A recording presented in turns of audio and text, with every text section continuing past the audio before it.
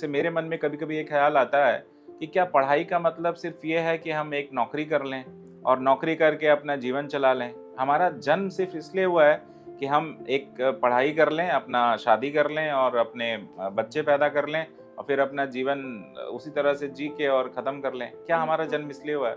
नहीं देखिए, मेरा मानना है कि आप पढ़ाई एक क्या है, पढ़ाई एक वो पैसा कमाने वाला कोई वो नहीं है कि आप पैसा कमा क्योंकि लेगा। मैं ये देखता हूँ कि पढ़ाई को लोग ऐसे जोड़ देते हैं कि पढ़ाई मतलब इनकम। अगर हाँ, जैसे हाँ, मैं इनकम से कई वो लोगों से करते मैं हैं। मिलता हूँ तो वो बात करते हैं कि जैसे बहुत हुँ, पढ़ा है कमाता कितना है? हाँ, तो पढ़ाई वर्सेस कमाई में मैं देखूँगा तो उसको आप कैसे परिभाषित करेंगे?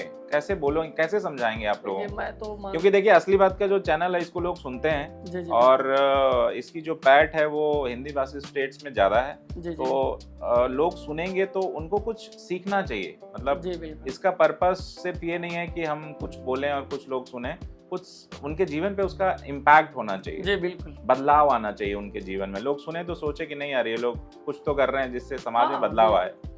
तो कैसे डिफाइन करेंगे उसको? देखिए मैं बताता हूँ, शिक्षा का मेरे मेरे मेरे नज़र जी। से शिक्षा एक आप एक अच्छा इंसान बन सके, वही शिक्षा है। शिक्षा आपको नॉलेज देती है, आप हाँ, ज्ञान। वो आपको दबने नहीं देगी कहीं, जी, आपको कोई दबा नहीं सकता। जी, वो चीज़ है शिक्षा, मेरे नज़र में। जी, मैं पैसा को वैल्यू नहीं देता हूँ, मैं बताता हूँ, मैं पैसा का कोई वैल्यू नहीं मेरे नज़र में। और मैं अपना मैं बेटा को बोलता हूँ कि हाँ बेटा, तुम खूब पढ़ाई करके खूब पैसा, एक अच्छा इंसान बनिए, इससे बढ़िया कुछ नहीं है मेरे हिसाब से। आप ईमानदारी से काम कीजिए, एक आप अच्छा इंसान बन के काम कीजिए, वही शिक्षा है मेरे नज़र में। जी। तो नौकरी पेशा जैसे कई लोग ऐसा मैं वही बात कर रहा था, उसी परिवेश में हम बात करते हैं कि शिक्षा वर्सेस नौकरी में, कमाई वर्सेस पढ़ाई में। तो मैं देखता हूँ कि लोग पेरेंट्स अपने बच्चों को ये कहते मिले हैं, पढ़ो, पढ़ो, पढ़ो, लेकिन क्या पढ़ो ये वो नहीं बता पाते। देखिए क्या है कि आज शिक्षा का जो व्यवसायीकरण हुआ है, शिक्षा का जो एक कमर्शियलाइज़ेशन हुआ है बिहार में, आप जैसे खान सर हैं हुँ, हुँ। या और भी बहुत सारे ऐसे टीचर्स हैं जो जो बच्चों को बहुत सस्ते रेट्स पे हाँ, पढ़ा रहे हैं, हाँ। बहुत कम पैसे में वो फीस लेते हैं और वो बच्चों को पढ़ा रहे हैं। तो उस परिवेश में मैं देखता हूँ कि काफ़ी बच्चे जो लोअर तबके से आते हैं या जिन जो निर्धन हैं, वो हर तबके के हो सकते हैं, तो उनको काफ़ी बेनिफिट मिलता है। तो जी। ऐसे शिक्षक देश में और होने चाहिए।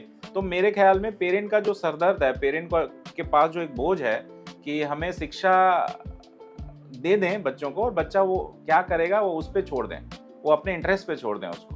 देखिए क्या है ना कि ये है ना, अब वही डर, अब यहाँ गार्जियन को ये डर है ना कि अगर उस पे छोड़ दें, अगर वो कुछ गलत रास्ते में भटक गया या जी। कहीं अटक गया तो क्या होगा। मतलब सिक्योरिटी चाहते हैं हाँ, बेसिकली। सिक्योरिटी चाहते हैं ये कि कुछ ना कुछ तो प्राप्त कर ले, जी, अगर छोटा मोटा नौकरी कर ले, ये चाहते हैं, मतलब बिहार के लोग या यूपी के लोग जो भी है। जी।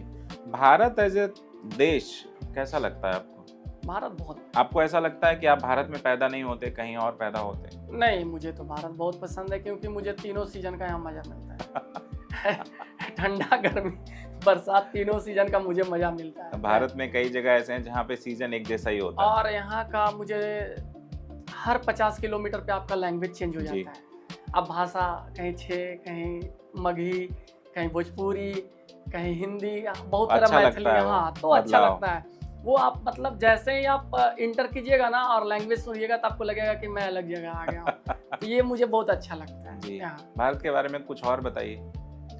भारत की जो भारत नदियाँ हैं, भारत के भारत जो की मेरा संस्कृति है, सभ्यता, संस्कृति बेस्ट है। बेस्ट है।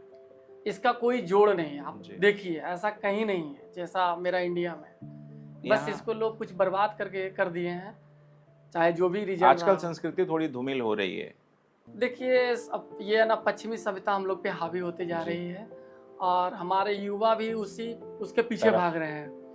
वो हमें पहले फॉलो करते थे, आज हम उन्हें फॉलो कर रहे हैं। जी। ये चीज आजकल के जो युवा वर्ग हैं, हम्म, वो नशे की लत की तरफ ज़्यादा जा रहे हैं। जैसे बिहार में तो दारू, शराब बैन है, लेकिन और युवा थोड़ा अट्रैक्ट होते हैं उसकी तरफ क्योंकि ये टेंडेंसी होती है कि जो आप बैन करेंगे ना, लोग उसकी तरफ ज़्यादा ध्यान देते हैं। तो देखिए क्या होता है ना, फिर दिमाग उसको उससे फोकस हो जाता है। फोकस हो जाता है कि मुझे तो यही करना है। तो आपको वही चीज लगेगा।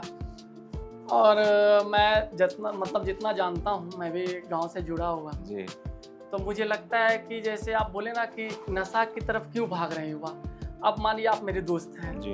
अब मैं थोड़ा सिगरेट वगैरह पीता हूँ या तम्बाकू खाता हूँ या गुटखा जो भी खाता हूँ, तो मैं बोलूँगा यार तुम भी ट्राई करना। तो आप बोलोगे कि नहीं नहीं मुझे तो यार नहीं करना है। तो मैं बोलूँगा यार थोड़ा सा ट्राई करके देखना क्या दिक्कत है।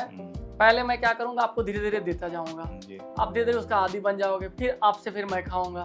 तो ये क्या होता है, धीरे धीरे 1 2 3 ऐसे क्या होता है, ये बढ़ता चला जाता है जी।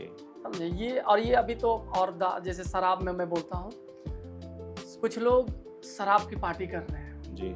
तो उसमें क्या, जो नहीं शराब पी रहा है ना उसे बेवकूफ़ समझ रहे हैं। इसका कारण क्या है, इसका कारण बस एक ही है कि आप शराब नहीं पी रहे हो तो आप अरे यार बहुत पिछड़े हो यार, तुम सिगरेट नहीं पी रहे हो यार, तुम कैसा आदमी है यार, तू ये नहीं कर रहा है यार। तो ये चीज़ होता है। उसमें क्या होता है कि उसे लगता है अरे यार मैं तो इसके सोसाइटी में ढल ही नहीं पा रहा हूँ या मैं बहुत पीछा हूँ, तो वो इसमें बढ़ जाता है आगे। तो हमारा युवा ऐसे ही भटक। जी जी जी। इसको कैसे ओवरकम किया जाए, इसको कैसे कम किया जाए? इसमें आप जितने भी गार्जियन लोग हैं उनको विशेष ध्यान देना होगा कि हमारे बच्चे क्या कर रहे हैं, उन पर ध्यान रखिए, नज़र रखिए। कहीं देखिए क्या है, पहले दोस्त को टारगेट कीजिए आप पहले कि हमारे बच्चे का दोस्त कैसा, संगत कैसा है। अगर आपके बच्चे का दोस्त बढ़िया है ना तो आपका बेटा बेस्ट है, नो डाउट। अगर आपका दोस्त, बेटा का दोस्त जो है वो खराब है तो वो बिल्कुल खराब की ओर ले जाएगा और उससे कितना भी आप रोकिएगा बाद में वो नहीं रुकेगा। तो यहाँ पे लोगों को जागना पड़ेगा। मतलब पेरेंट्स को ध्यान देना पड़ेगा कि उनके बच्चे नशे की तरफ ना जाएं, अट्रैक्शन उनका क्या है ये देखना पड़ेगा और ट्रैक करना पड़ेगा। हाँ, ये नहीं कि पैसा दे दिए बेटा पार्टी कर रहा है तो वो तो दारू पिएगा, वो बियर पिएगा, वो तो फिर मौज मस्ती में वो फिर अलग रास्ता से पकड़, क्योंकि वो चीजें अट्रैक्ट करती है अर्ली एज में बच्चों को। बिल्कुल। और पेरेंट को ट्रैक भी करना चाहिए कि उनके जो बच्चे हैं घर से पैसा लेते हैं, क्योंकि किसी भी स्टेट्स के जो बहुत सारे ऐसे बच्चे हैं जो पढ़ाई के लिए कभी ना कभी घर से बाहर तो जाते ही हैं।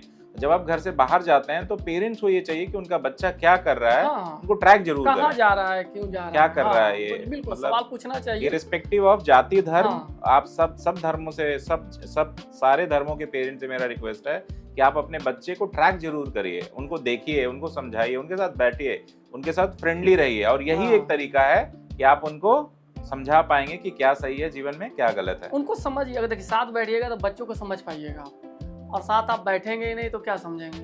अब ये साथ बैठिएगा तो उनसे हाँ बेटा क्या दिक्कत है, क्या परेशानी। अभी मैं देखता हूँ कि बहुत सारे बच्चों को वो पिताजी से दूर हटके हैं, वो गैप बना हुआ है, डरते हैं, वो गैप बनाए हुए, दोनों एक दूसरे से बात ही नहीं कर रहे हैं। वो अगर बच्चे को कुछ बोलना है तो वो माँ के थ्रू, हाँ पापा ये करवा दो, वो करवा दो।